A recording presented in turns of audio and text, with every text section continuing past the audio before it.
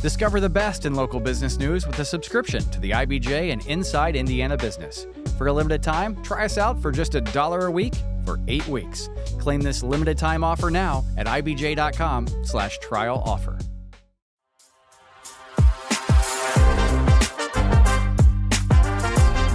Kristen, Dane.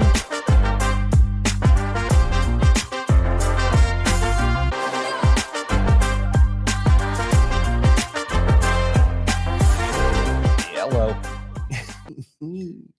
Every day, wait, hold on. Every year on this day, something special happens. It is the celebration, the anniversary of the birth of the one and only my son, Damian Dunn. Happy birthday, Dame. Thanks, Dad. Well, Dame, I have prepared a song for you that I like to sing to you. Wait, you or your AI friends? No, I'm just going to sing it myself right now. Wow, this is extra special. Okay, are you ready? Yeah. This is your birthday song. It isn't very long. Okay. All right. So old and cheap. I feel bad. That's fine. Dame, still no Kristen. Still on maternity leave with young Margaret. That's my understanding. That is my understanding. Still on maternity leave. All right, Dame, this week, here's what we're doing. We are talking red flags of financial advisors. So that's to say, you got a financial advisor, you're interviewing a financial advisor, you're at a Starbucks, you hear a financial advisor talking to the people next to you. What are the red flags you should be on the lookout for? And just so you know, this is not a witch hunt. We are pro financial advisor. So we're just going to help you understand what to listen for, what not listen for. Hello, Rick. Hello, Jo. Hello, Quincy. Hello, Andy. Hello, Chris. Hello, David. What? Hello, Reverend Renfro. Oh my gosh, that's nearly 7 people. They're all here. Dame, something else. We talked about this on the show. We talked about this on the show a couple weeks ago on the financial nihilism thing, where young people are turning to things like leveraged ETFs. Mhm. There was an article in the Wall Street Journal this week showing why leverage ETFs can be so dangerous. So a leverage ETF, for those that don't know, is, for instance, if the underlying securities within the platform in a normal sense, we're going to get a 10% rate of return.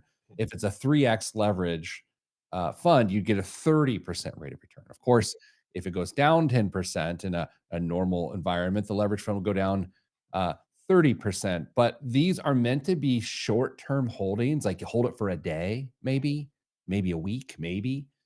But what people tend to do is they tend to hold them for much longer than that. And so, Dame, this story was fascinating this week. So, MicroStrategy, also known as Strategy, is a stock that is linked to Bitcoin.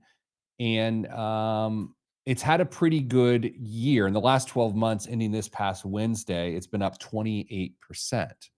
Okay. So, Great year. great year. And Dame, if you ignore the holding period part of what I just said about leverage funds, a person might be led to believe that, let's say, a 2x Yeah. leverage fund would be what? 56. 56%. However, based on how these funds work and something called volatility decay, which is an incredible garage band, over the same time frame, a 2x leveraged fund, while the underlying security was up 28%, the 2x fund was down 65%. Yeah. That's an 83% difference. That's a I think the gamblers call that a bad beat. Is what that is. They do. And I think, I don't know why. You and I both read this article this week, and it was just shocking that it's hard enough to time the market when you don't have leverage, but when you have leverage or you utilize leverage, it just becomes so much more treacherous that if you would just calm down and take the return of 28%, you wouldn't be down 65%. Yeah. It's a tough one to explain to the spouse if you're out there picking some stocks. I think it's a tough one to explain to yourself because they don't even understand it. Like Oh, that's the yeah. funny thing, you know? Yeah, that makes sense. Okay, damn. Well, let's do a show. Anything? What are you doing for your birthday? You used to love peanut butter pie, but then post COVID, peanut butter tastes different to you. Am I like? Is this a HIPAA thing? Am I messing up like a? Nah, we've discussed it on the show before. Okay, good. So no peanut butter pie today. Presumably not. Although, I always hold out hope. I sample peanut butter semi-regularly just to see how much of it comes back, and it's much closer than it used to be. Like, peanut butter M&Ms actually taste somewhat like I remember them at this point, so I'm optimistic that Did you, today I will be able to truly enjoy a piece of peanut butter pie. did you hear the vacuum seal there? I did, I was trying to ignore it. Oh, I wasn't going to bring it up myself. All right, let's do the show. Um, yeah, let's do this. Airlock is back. Andy's right. Hi, Jen. How are you? Hello, Christina. Looks like Kristana. Help me out here, Dane. Yeah, What do we got? yeah, Cristana is, how I would go with that. All right. Well, if I mispronounced your name, I'm sorry. Three, two, one. This week on the Pete the Planner Show, we answer your money questions. Here's how the show works. You email us askpete at petetheplanner.com. That's askpete at petetheplanner.com. And here's what may occur. We may talk about your question and answer said question on this here radio program and podcast. By the way, if you want to listen to the show, if you missed any part of it, just go to wherever you get your podcast and search Pete the Planner. Damian Dunn joins me as always, and it happens to be the day of his birth. Well, the anniversary of the day of his birth. Yeah. Hello, Dame. Hello, Pete. You are older than me, well, forever, but for 35 days, you are, I guess, with integers, you'd be a year older. Means I can, just tell you how things used to be in the good old days. Yeah. All right, fun topic today, but we have I'll give you the topic, and then Dan, we got to hit some rules on this one because I don't want it to get weird. Okay. Okay, Dane, we're talking about spotting red flags that might exist with financial advisors. Okay, so that is to say, a financial advisor says something or does something or whatever, and like beware, beware. So that's the topic. But here's the ground rule that's very important. We are not at all anti financial advisor. In fact, we're very pro financial advisor. We think everyone should have one. So today isn't really about crooks. It's about mismatches, Yeah. right? It's like, we've all been on a date, not as adults because I've been married the whole time, but we've been all been a date where just not the right partner for you, but the person's perfectly great. It's just not for you. Yeah, I think it's really important to keep in mind that, just like you said, there can be just really bad matches, and maybe one person's really interested in that, having a professional relationship, the other person is not.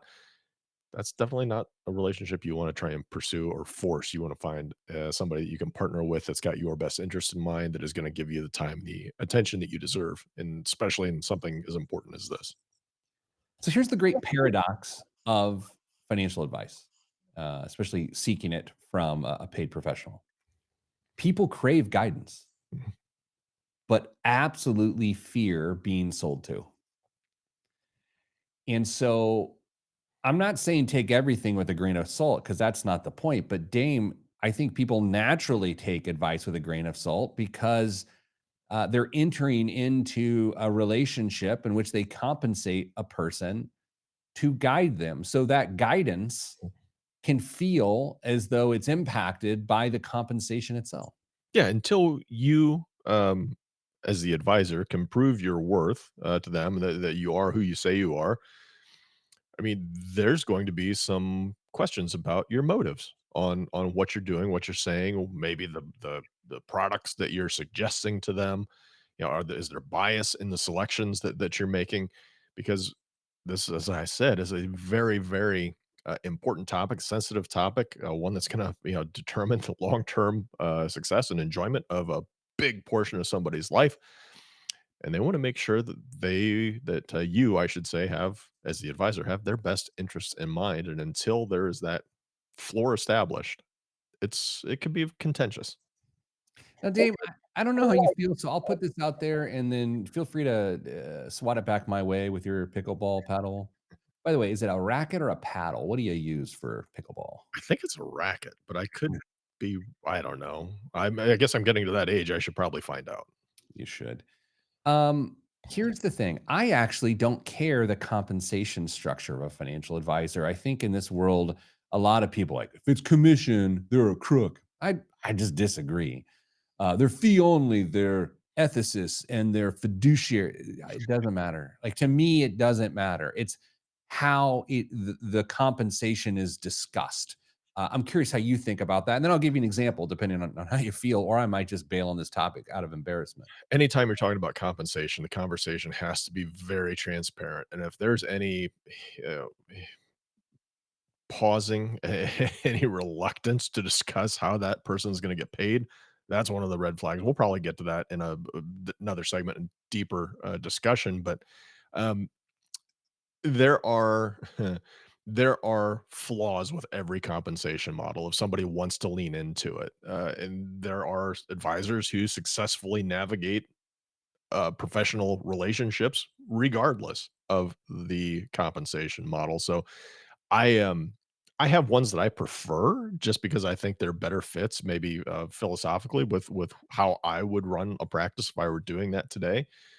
But I think this doesn't have to be a deal breaker as long as the person you are working with is doing what they should be doing for you. I was on a call. I'm part of our business development mechanism here at Your Money Line. We're doing a demo for actually a retirement plan advisor, like an industry professional, to see about a partnership. And then in the call yesterday, the guy was like, "Well, let's discuss the elephant in the room, pricing." And Mm. I said, I was like, hey, I wasn't contentious. I was like, "Hey, man, that should not be the elephant in the room." Like, I'll just tell you exactly what it is. Like, it's just now time to talk about that. And I think that is the spirit of where this can go awry with a financial advisor. If when it gets to the compensation conversation, if it starts to feel murky and tricky phrases, and I'll give you more examples of that in the next segment, but that's where I start to struggle. Um, Dame, another element of this, and again, we're going to get into specifics in the next segment. We're just setting the ground rules.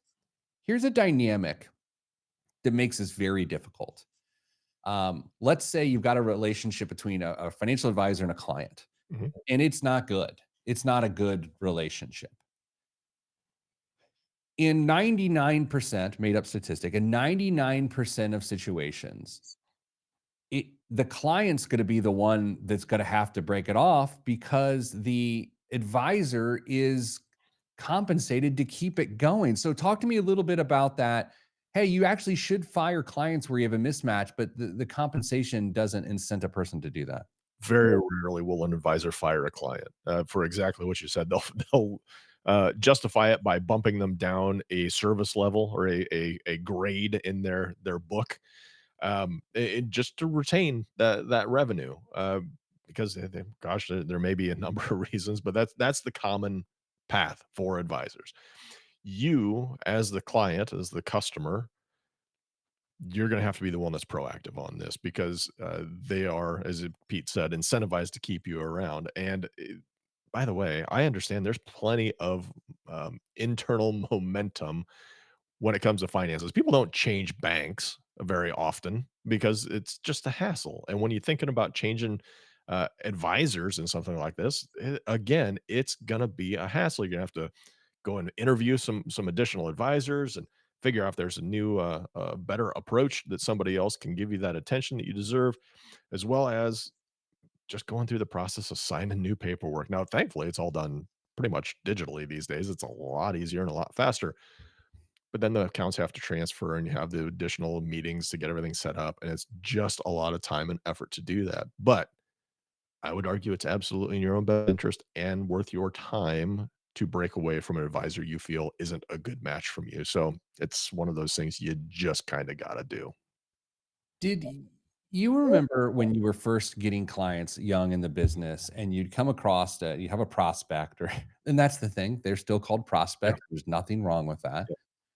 and you knew they were going to be a bad match for you based on their needs and personality. And you just thought yourself, man, this is going to be a pain in the neck, but the money's worth it. Like that's an element of this too. And it's what we sort of just talked about, but an advisor knows within 5 minutes, but they just aren't incented to solve that problem from the start. So enough generalities.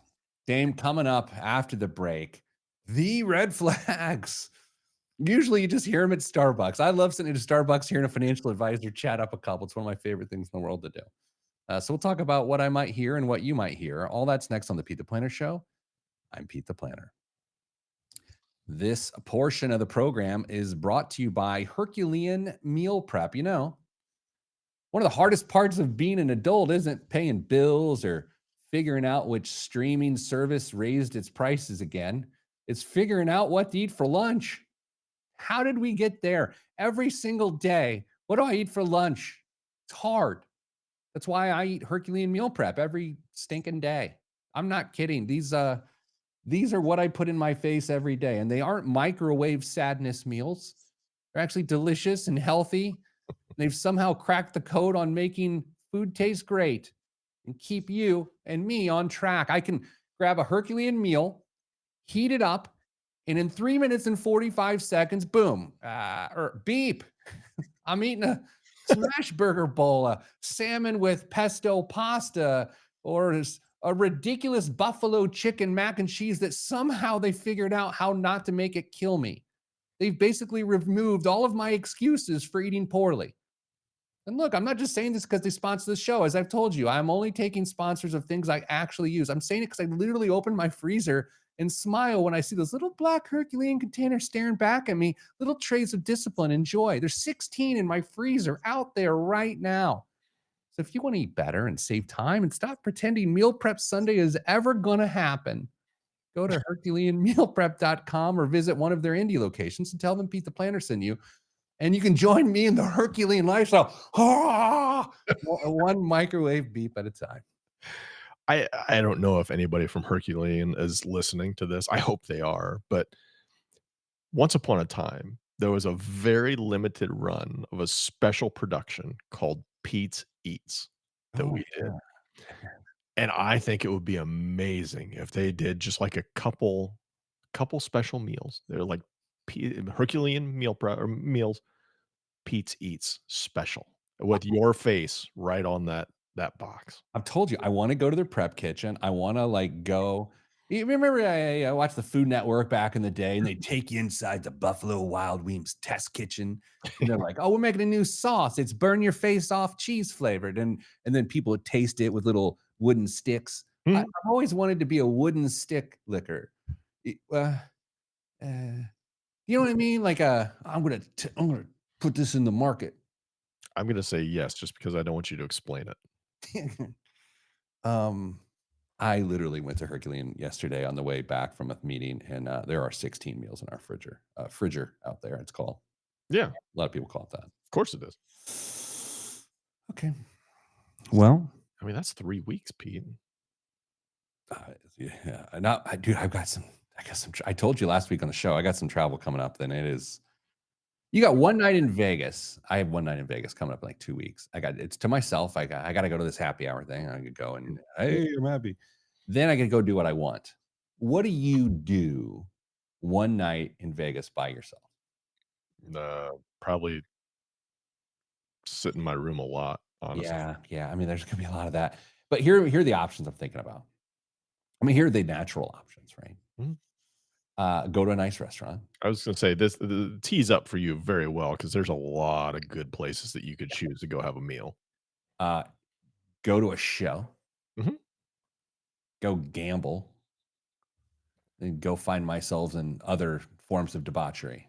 I don't even know what that means. Yeah, let's not do that one. Would you pay to go see a professional comedian in Vegas? Here's the secret. Can you hear that noise? Yes. You can? Yeah. Gosh, it's a bad time for people to do things in this building that make noise. I don't enjoy comedy. It's a weird thing. I am uncomfortable going to a comedy show.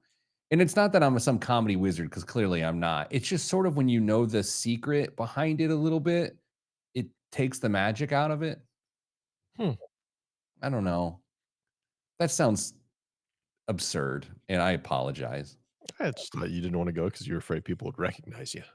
No, that way no, that's not it. Yeah, I think I'm gonna go to a French restaurant that is not Herculean meal prep, and so I'm gonna need to eat those literally every day of my life. Therefore, It'll be worth it.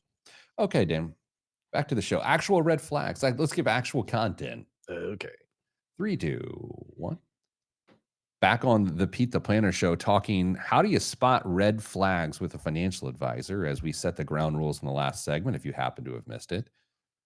We're not vilifying or demonizing financial advisors. We want you to have a financial advisor. In most cases, you've just got the wrong one and they've got the wrong you. Just a bad fit. Hmm. So we're going to help you understand some very specific red flags around that and what to do about it. So this one is a little dubious. Okay. So this first one is a little dubious. I mentioned we're not trying to do like some sort of gotcha expose here, but guarantees of high returns or Mhm. special access or Ooh. exclusive access to an investment, that's usually hogwash, and it should raise your eyebrow a bit. Yeah.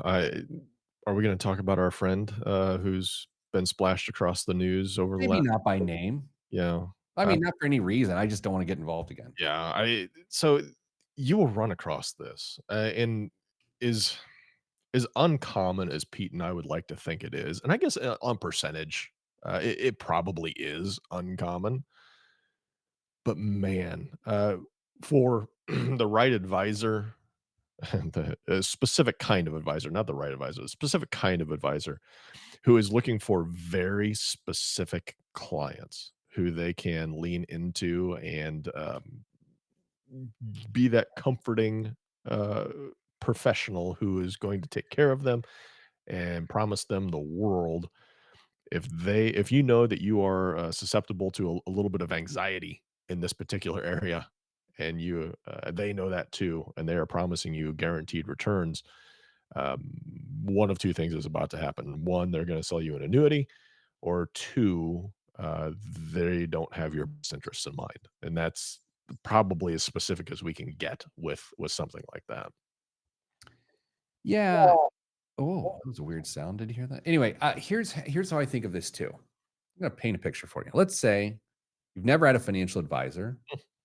You've been working a job in your late 40s, and now you're early 50s, and you got a bunch of money, but you just left that job. So now you have this rollover, right? You can move your 401k into an IRA. You've never had an advisor. They've always been a little bit mysterious. You go meet with one who might be the wrong one. The person says, "Yeah, well, actually, we can get you guaranteed 9%." And you think to yourself, "Wow, I mean, I have no reason to think this person's feeding me baloney because I've literally never talked to a financial advisor.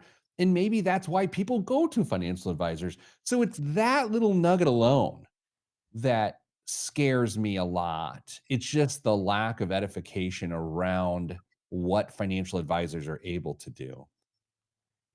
Um, how about this? And I pride our show in doing the opposite of this. Is we try not to use jargon on this show to make you feel like you need us. We'd rather provide you clarity by not using jargon and using more approachable words. But if you go to an advisor and they're jargoning you hard and they're not giving you the window to get that clarity you need, Dame, that's a little concerning, not from a scruples standpoint, but more from it may not be the best match for you. There may be a plenty of complex things that are going on behind the scenes with a financial advisor trying to, make all the pieces fit together. The bottom line, though, is that a financial advisor needs to be an excellent communicator, and trying to dazzle somebody with lots of words they don't understand doesn't shouldn't at least go very far with something like this. They need to have the heart of a teacher who recognizes when somebody may not be quite keeping up with the conversation, Slow it back down. Ask if there are questions. And if there are questions, answer them clearly, completely in a way that is understandable by whoever they're sitting across the table with. And if they refuse to do that, that's probably not going to be a good fit for you. How about over personalization? Um, if a person like I love when a professional is able to say, if I were in your situation, this is what I would do and not do. There's some value in that. Mhm. Um, but sometimes it gets weird, right? It's like, well, I'd never do that with my own money. And when you hear that, it is a sort of a magic phrase that can talk someone into anything via judgment and shame. And so if you ever hear, oh, I would never do that with my money, with the right tone, I would actually be like, uh-oh, this isn't good. I bet there is a lot of that happening within the last 5 years, specifically around the topic of cryptocurrency in portfolios. Um, I have this conversation. I've had this conversation multiple times in the last week, actually, with people that we help at Your Money Line. And I don't have to say it's not something I would necessarily do with my own money, but there's ways to frame conversations like that. And so it's finding a solution for you. That's what the financial advisor is there for, is to make it all work for you. Now, they may have very strong opinions on how they want to try and structure that for your ultimate goal, achieving your ultimate goal. But if there are certain things that you want to do with with that money, that absolutely needs to be considered and part of the conversation. And if they make you feel guilty or less than for wanting to do something like that with that cash, not a good relationship. Now let's talk about compensation because my thoughts on this one have evolved and probably spun around in circles over the last 25 years. I think if you're having a conversation about your money and your plan with your advisor and compensation is the elephant in the room, it's not being talked about until the very last second. That's not great. And it doesn't matter whether it's commission or fee based. I think that's not a great thing. Like let's say I'm a commission based advisor, Dame, and you're my new prospect. I'm meeting with you and hey, before we get started, I know at some point in time you're going to want to know how I get paid. So I'd just like to just tell you right now. Um, I'm a commission based advisor. And for some people, that can be uncomfortable. It can make you think that I'm going to uh, try to find things to sell you so I can make a living. And I absolutely acknowledge that feeling might be valid for some. But what I think you'll find with me is I'm incredibly transparent. I'll tell you what things cost along the way. And my goal is to lead you in the right direction. If the end of our discussion today, our very first discussion, you start to get a sense that that's not the case, it probably won't be a good fit for you. And so that's okay.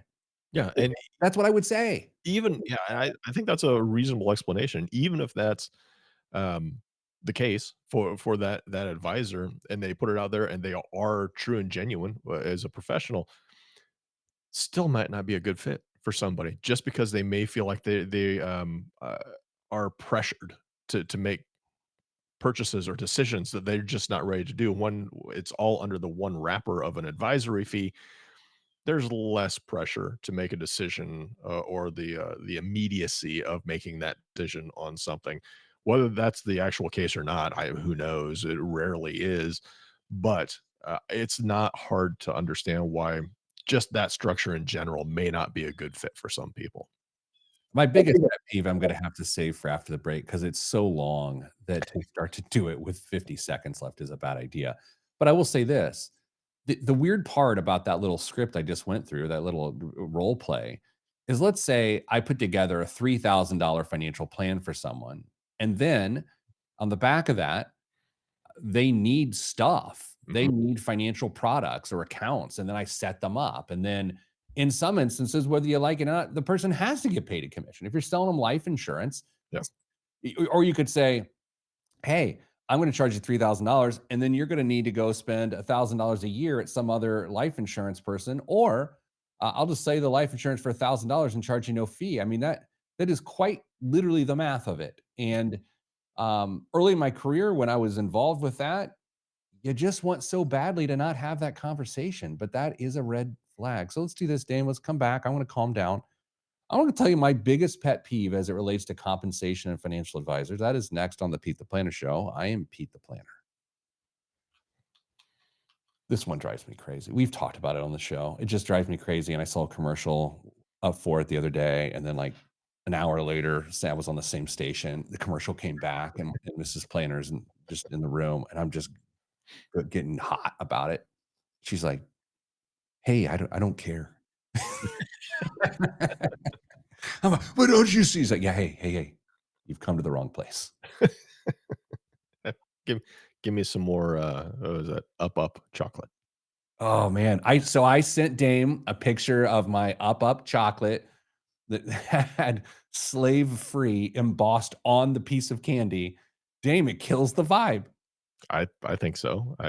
If I've never seen chocolate done quite that way before, but I'm not a big chocolate guy either. Yeah. But the slave free was kind of a It's a bit much. yeah. All right, let's just get back into it. I might be a shorter show, but not because I'm trying to do a shorter show, because I'm just like so passionate. I just want to say so badly what frustrates me. It might be all 9 minutes of this. I don't know. Sorry, Jeremiah. Yeah, well, Jeremiah's gonna have to just deal with it.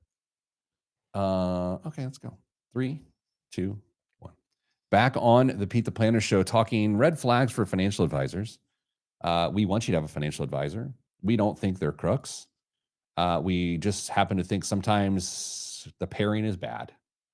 So in this segment of the Pete the Planner show, if you missed any of this, you can go, of course, the wherever you get your podcast and search Pete the Planner and listen to the rest of the show. But in this segment, we're going to talk about the 3 C's: clarity, consistency, and curiosity, of how to choose the right financial advisor. But first, I must give you the thing that causes me so much agitation. And I can't name names, but I'll likely name names. Dame, there is a firm, a fee-only firm, that advertises on television. And the tenor of which they deliver their compensation model frustrates me to no end. We only get paid more when you do better.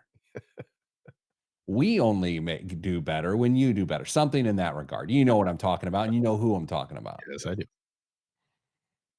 It is so intellectually dishonest, in my opinion. It drives me insane. Okay, so first of all, before we explain why I'm unnaturally upset about this, do you care a rip about this? I probably not as much as you do. I think it's a really good piece of marketing copy for a lot of people. Okay, so right, we're going to use good piece of marketing copy. I acknowledge that. I think if you're trying to explain compensation to people, doing so in simple terms is helpful. I find this one to be an obfuscation of reality, though. Okay, so Dame, you have $100,000. Okay, and I charge you 1% a year to manage that $100,000. So you pay me, in most cases, out of pocket $1,000, right? Yeah, sure. Let's just go with it. Yeah, you know what? Let's not say most cases. Actually, let's get some clarity there. Do you think in most cases people take the fees out of the account because they're not stroking checks? Especially if there's IRAs involved, yeah, because that comes out tax free. Okay, so let's say I make because I'm a genius, you get a 10% return on that account. So you paid $1,000 to me last year to manage it. It is now worth 1,000. Or pardon me, $110,000. So now you got to pay me more. You got to pay me $1,100 instead of $1,000 because I did better for you. Okay. Right. So then the next year, the account loses 20%. Okay. Now I still get paid roughly $1,000, but you've just lost $22,000. And it's like, well, I only get paid when you do better. But when you do bad, I still get paid a lot.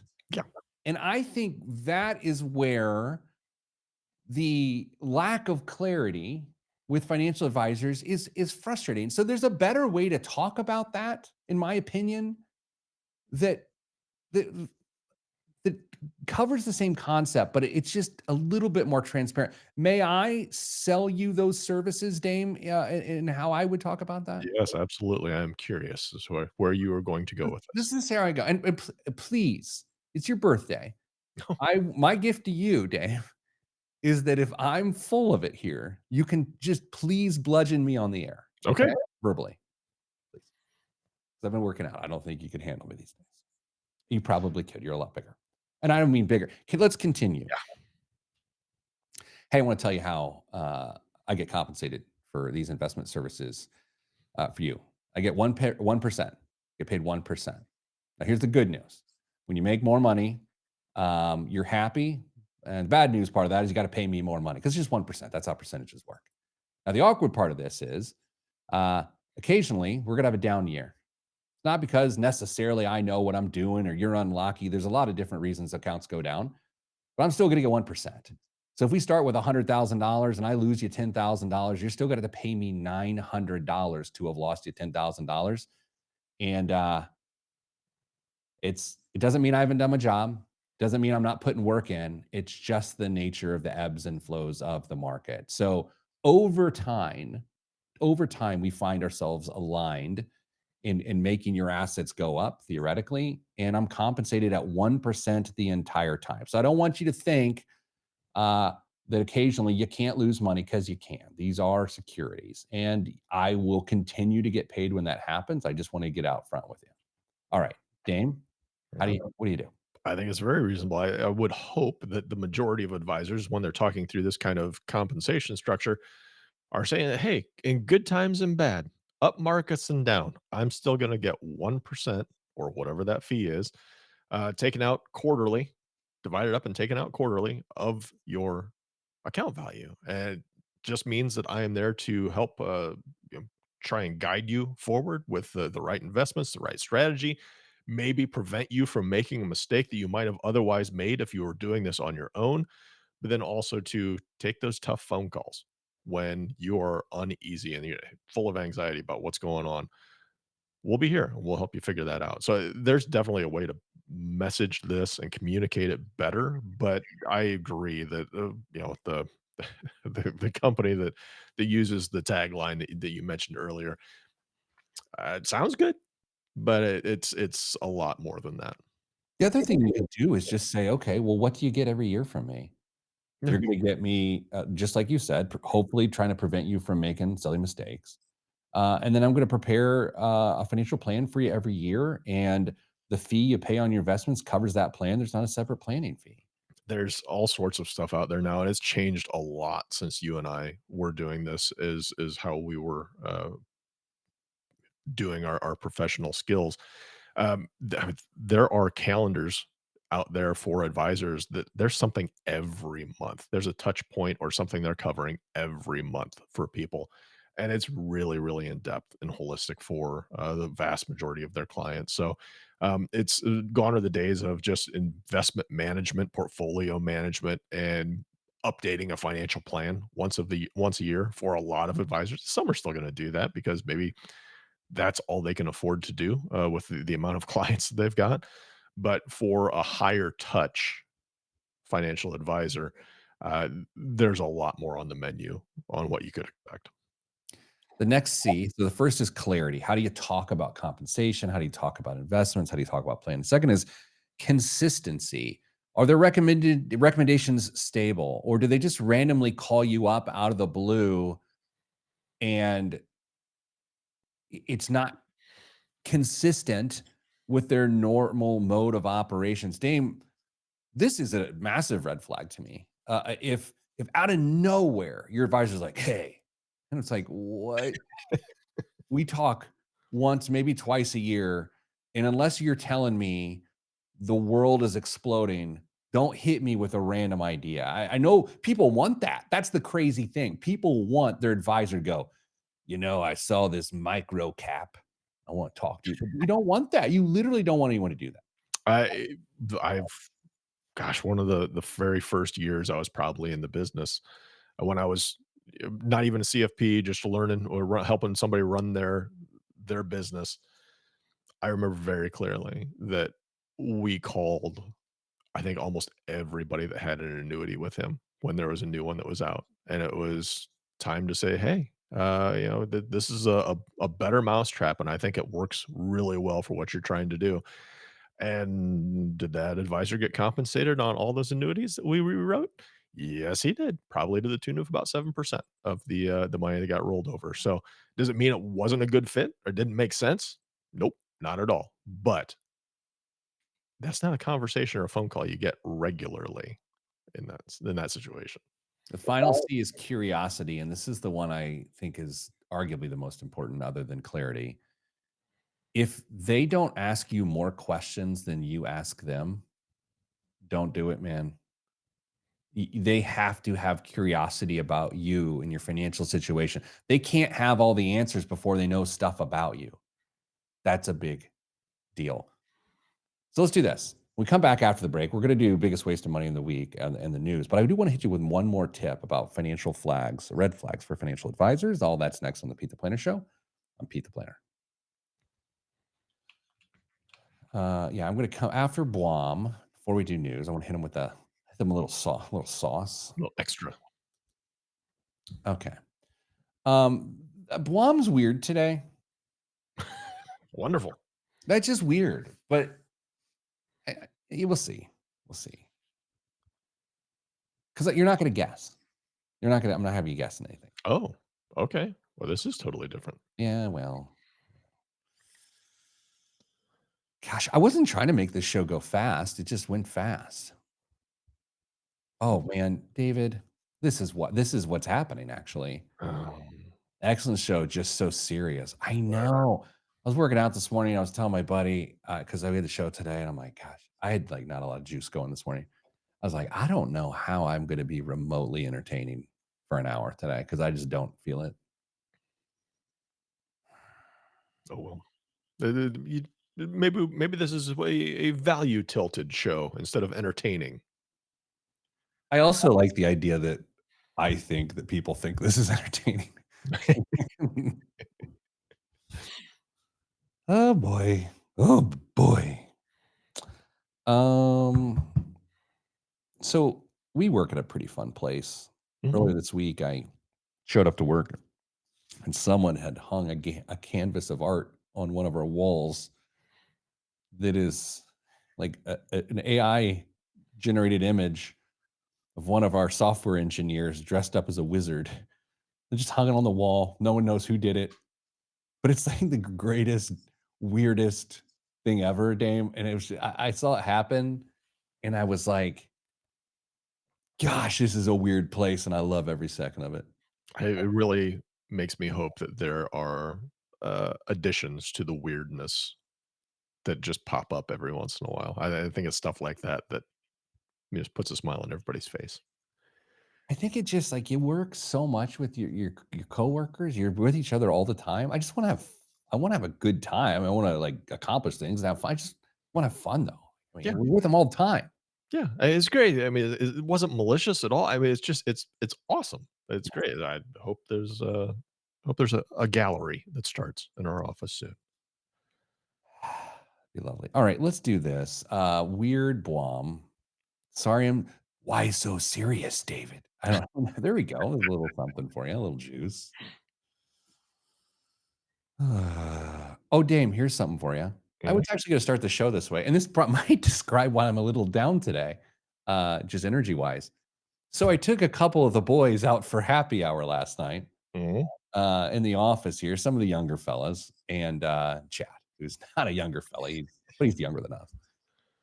So I'm like, yeah, the old man will take some people out, buy him some drinks and some heavy apps, if you will. Mm. So I take the fellas out, and I mean, you remember when you were a young guy at work and the older guys take you out. It's like kind of, I'm not saying it was cool, but it's just like if it's kind of, I Yeah, remember doing it and it was a nice feeling. So I was like, let's see if we can be on the other side of this. You know what I'm saying? sure. So we get to the place and we're at a little bar table of four. And Chad, again, old guard, sitting with me. We're about to order drinks. We let the young bucks give it a shot here first. And so they order, and as they're ordering, both of them are pulling out their IDs as they order, and it was like a nice restaurant. I handed it to the bartender person, he was called a bartender, and Chad and I are just like, I have not been at a place where someone is in my party that is carded in probably 20 years. Yeah. I felt so old. So the guy's like, and also the guy's like young enough that the bartender was actually Check. needing to check, and then he looks over at me, and I'm just like, "Don't bother, man. We're not doing this." It was just funny. I was just like, "Man, gosh, so fast." The old guy. Yeah, it happens before you know it, but here we are. I have to be honest. I'm really into embracing the fact that I'm old now. Like, that's not to say that it's an excuse to not be fit or healthy or whatever. But it's more of just like, I don't want to be the person that doesn't think they're almost 50 because I'm almost 50, Mhm. And I'm okay with, I don't know when it turned, but I'm kind of okay with it now. I have my days where I'm okay and other days like, "Man, I can't believe this is me." Well, the weird thing is, okay, so I'll give my age. I'll be 48 in November. I still call myself almost 50, and if I was in denial, I would just tell everyone I'm 47 all the time, Totally. you know? Um, yeah. I just feel like I'm coming into like my glory years of like I'm not caring as much, but just sort of like not being caught up in all the minutia of things because I've just calmed down a little bit. Wow. Yeah, alright. I Maybe it was the beverages yesterday. Yeah, I was like, "Man, that's a introspective, Pete here." I don't know. I mean, everything can't be 100 miles an hour all the time. Now you gotta slow down to Don't tell 90. our board of directors that, by the way. Please, if you're listening, that was AI. It wasn't me. I'm a million miles an hour. That's right. Send you that email. Not 100, a All million. right. Gosh, would I have some chamomile pre-workout this morning? Bad choice. 3, 2, 1. This week's biggest waste of money of the week, right here on the Pete the Planner Show, is Denon Plus Audio subscription. Denon Plus reimagines how you experience premium audio with a subscription. It keeps you ahead of the tech curve, starting with the Denon Pearl True wireless earbuds, and now expanding to Denon Home wireless speakers. Members enjoy annual device upgrades, accidental loss protection, and exclusive perks across Denon's portfolio. Denon Pearl earbuds leverage no one cares. Here's the point, Dame. You don't buy the headphones. You subscribe to the headphones. So you pay, in some instances, $9.99 a month for headphones. And for the home speaker, you pick a down payment of like 60 bucks and then you pay a subscription. And so, Dame, as I'm thinking about this, is like, obviously subscriptions have their place. I don't want to subscribe to my headphones. No. No, I'm not here for this at all. I mean, I don't know if any of them actually came to fruition, but there was talk a few years ago, like certain car companies were gonna make you pay a subscription for features in the car, like seat heaters. Like, they wouldn't work unless you paid for them monthly going forward. You just couldn't buy them up front. You had to pay for them ongoing, which yikes. I understand the subscription model and why, it's attractive to businesses, but, again, let's not use everything. Use that compensation for everything. There's fatigue there. I'm tired. I'm old. I'm tired of it. The old Danny Dunn joke, a friend of the show, also my cousin, also an incredible comedian who's on tour right now. His old joke is Rogaine is just a subscription to your own hair because if you stop taking it, it stops working. And so therefore, if you lose your job, you lose your hair. It's like Yeah. it's really good. Dane, one last note I wanted to make about red flags for financial advisors. And I think this is super, super compelling way to know if you're skeptical. If you're like, I need one last thing to figure this out. This is the one. Not everyone should use this. This is if you're feeling unsure about like, is this good for me? This is an interesting one. It's called the walkaway test. If you go to your advisor and you say, "Hey, can I take this plan and do it myself?" Like if they go no, then I think you got a problem, right? Because the plan is so complicated in theory that you couldn't operate it on yourself, and that they have the skeleton key to unlock the whole thing. I know, Dame, I am oversimplifying this, and that's arguably reductive. But I also think, in the spirit of it, if you're so unsure at the very end, and you say, at some point, let's say 2, 3 years down the road, this just isn't working, or I'm not finding value. Can I just take the plan and operate on myself? And they say, no, you wouldn't really be able to. Then, Dame, I think it's bad. What? Any thoughts? Um, I I think that could be true for some people. The plans aren't necessarily complicated enough that the individual couldn't handle it themselves. But occasionally there are circumstances or certain structures or products that need to be in there, or access to certain products, which I know we said is a potential red flag, but occasionally there are things that you have to get through an advisor and that are just good fits for what you're trying to accomplish. Or maybe not an advisor, but somebody else. So I get it. Um, I don't think that's a lock guarantee, but uh, I think it's a really interesting test. And, like, is this doable by me as an individual? And by the way, you should absolutely get a copy of your plan when it's created for you to do whatever the heck you want with it. It shouldn't remain in the custody of the advisor who created it. So that's just the last little thing I'll throw in there. Dane, what's in the news this week? Well, since it was mentioned in our comments during the live stream, I'll go ahead and start with Reddit traders are cooking up another meme stock frenzy, this time with Beyond Meat. Oh, I saw that.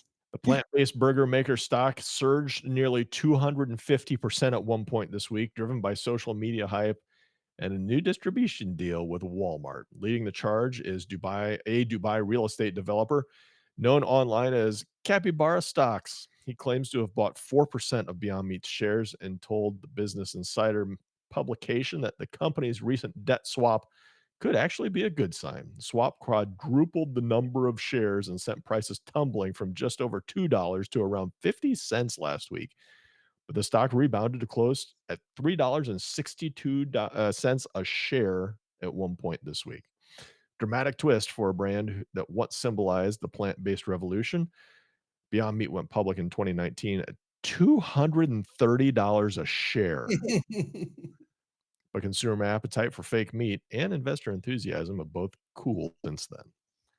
You know, Dame, I feel like since you picked them as a terrible stock pick years ago, Mhm. that you're taking pleasure in all of this. It's an interesting Mm. thing to follow a little bit, because I have such a I don't know what you want to call it, strong feeling about their business and what they put on the table, not bring to the table, what they put on the table. I just philosophically completely disagree with what they've got. What else is in the news? Well, Amazon's next big hire might be a robot. The company reportedly expects automation to help it avoid hiring about 600,000 workers over the next decade, and even as it plans to double deliveries by 2033, according to internal documents obtained by the New York Times. That also between 2025 and 2027 alone, Amazon could skip onboarding 160,000 new employees in the US, saving an estimated 30 cents per package shipped. Now, it may not sound like a bunch, but that adds up to roughly $12.6 billion in cost cuts. The company's robotics team ultimately aims to automate three-quarters of its operations. One economist warns that it could make Amazon, already the nation's second largest employer, a net job destroyer.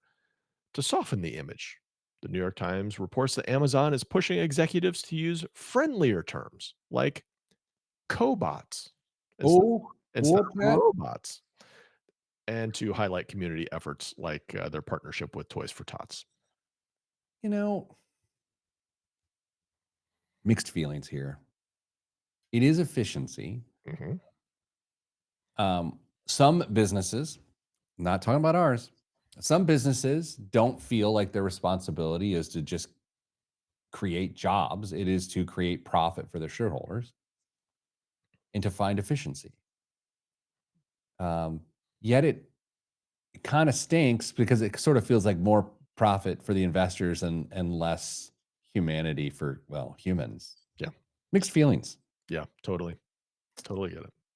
What else is in the news? America just crossed another staggering milestone in the middle of the government shutdown. The nation's gross debt topped $38 trillion. Yay, we did it, everybody. The fastest $1 trillion jump outside the pandemic. The US was at $37 trillion just this August. This August. Wait, so we've gone up a trillion in 45 days? Let's call it 2 months. Let's just give it the but yeah, economists warn the growing debt means higher inflation and borrowing costs, which can make mortgages, car loans, and everyday goods more expensive. Still, watchdogs note that the country is adding roughly $70,000 in new debt every second. Yeah. Well, even with the government shutdown, it's still cranking away like that. Some things you just can't stop, Pete. That's right. Like Jonathan Taylor. I don't know what I'm saying. Dame, before we go here off the radio this week, last week we doubled down on our prediction of the over, meaning it is going to be the shutdown will last beyond the end of October. We said it's the over. Where do you land right now with 30 seconds left? Still the over. There's a chance that the new ballroom of the White House will be finished before the government reopens. Boy, I think it is the over too. I'm going to go December. Man, I hope it's not that long. I hope it's not that either, because that would stink. So anyway, Dame, sending good vibes. Because good vibes aren't furloughed. I'm Pete the Planner. This is the Pete the Planner Show. Nice. I like that. Yeah. Yeah. Okay. That was fun. Yeah. Man, some real OG. Lil Spence made it in. Dr. Jesse. Gosh, we have PhDs. That's exactly the show. That's exactly what I thought when I saw that pop up. I was like, "Oh man, are we a case study for this guy?" Just I mean, we've got obviously Rev Renfro. She's an accomplished person, and with age can come greater knowing about who we are, what we like, and what is worth stressing over or not. Doctor, I agree, Doctor. Cigar Chief.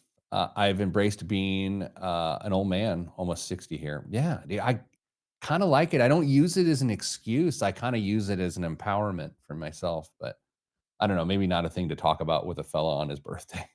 It doesn't bother me. Okay. Do you wish you were a doctor? Dr. Dunn? Yeah, like if like a Dr. Dame. Mhm. What would you be a doctor in if you were a doctor? Tomfoolery. A THD. I don't know what that means. I mean, I'd like to always try to be as honest as I can, but I'm gonna be very transparent here. I would be unbearable if people called me doctor. Just you'd be that guy. I probably would. It's like if I was good looking, I would be unbelievably terrible to be around. Dr. Jesse replied, "Little bit," and I'm wondering if that's in response to my question if we are a case study for him. All right, Dane. Well, good news is neither of us have to worry about being so good looking that we're jerks. Nope. Well, I mean, also, sorry. That's fine. Happy birthday, Dame. If you were here, I would share Herculean. You know, I would. What would you? I would. Man. And by share, I mean not like the one I'm eating, but I'd let you have your own. That's really significant. Next time you're down here, you know what? I'll let you pick one. Appreciate that. I'll make a special trip. Well, don't do that. All right, everybody, stay getting money.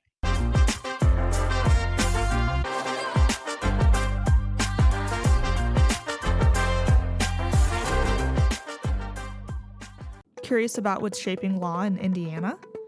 From court reforms and NIL rights to mental health courts and energy commissions, the Indiana Lawyer Podcast breaks down the biggest legal issues of our time. I'm your host, reporter Maura Johnson.